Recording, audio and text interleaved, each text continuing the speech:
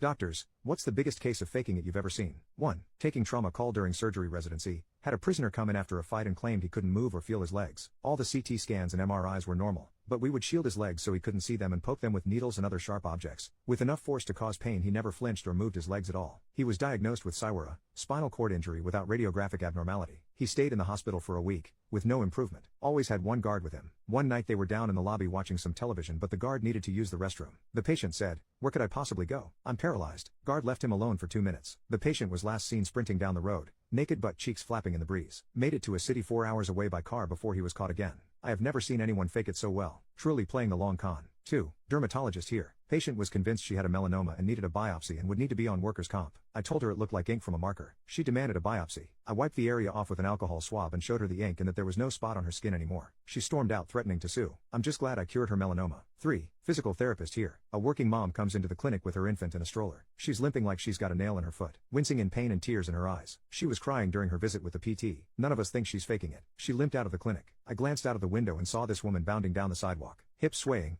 full stride, going places. We were all fools. 4. My brother was an EMT for 2 years and he told me this. People will try to use the ambulance as a means of transportation from Fulton to Oswego, because the hospital is in Oswego, by faking seizures. Sometimes when the head EMT guy was feeling fun and knew that the person was faking, he'd say something like, "Man, it's weird that he's having seizures but not peeing himself." Apparently the person would kind of snap out of it for a second, weigh up the repercussions, then either pee themselves or stop faking. I thought that was hilarious. 5. Sorta along the same idea. Working at a pharmacy, we saw a guy come in to try and get a refill on some pain meds that had no refill. After pleading that his ear really hurt, we told him again we couldn't refill it. One of the other employees saw his step into a side hallway and take a pencil and jam it forcefully into his ear repeatedly, drawing blood. He calmly left and went to the ER. He came back a few hours later with a prescription for pain meds. 6. Had a patient when I was an intern feigning blindness. She would constantly be playing on her smartphone, only furiously trying to hide it when someone from the care team came into her room. The best was when my attending one day strolled past her room and threw his hand up in a highly exaggerated hello wave. She started to throw her arm up too but caught herself halfway through, then threw her hand back into her lap and pretended to be staring off into nothing. 7. Nurse for an ophthalmologist here. Had a 21-year-old new patient claiming to be completely blind from a sudden and severe glaucoma diagnosis from a previous unknown doctor. Would feel around while walking and try to keep their eyes rolled back into his head. The whole 9 yards. He said he is a famous YouTube rapper who is now unable to make videos or earn a living. I exclaimed that I had heard of him before and very excitedly asked him to search for his YouTube channel on my phone so that I could subscribe. He took my phone out of my hand and effortlessly found the YouTube app and typed away in the search bar. Oh.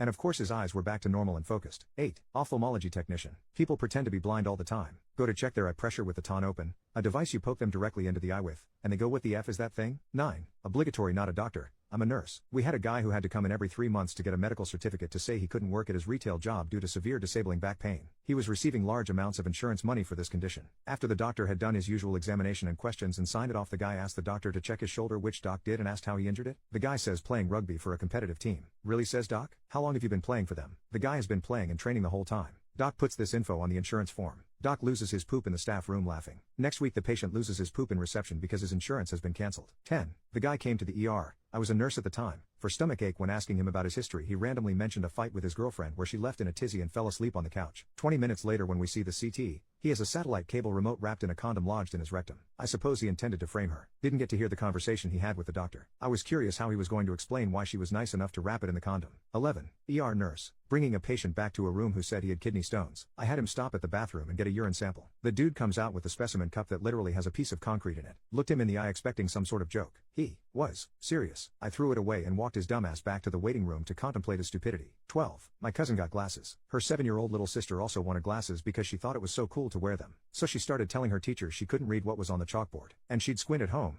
and go incredibly close to the TV to watch things because she said she couldn't see things clearly. Her parents got worried and took her to the doctor. She read everything wrong on the vision test. Everyone seemed convinced that she needed glasses, but the doctor was a little concerned because the tests indicated she needed really thick glasses, and usually that wasn't the case unless there was a family history of vision issues. Her parents both had 20/20 vision and her sister only had astigmatism. They all realized she was faking it. So the doctor told her parents in front of her that she'd need some pretty intense eye surgery so she'd be able to see without glasses. They even wheeled in a machine to make it convincing to say they could do the surgery right then and there. She freaked out, confessed to faking it all and started to cry. She got grounded for a while.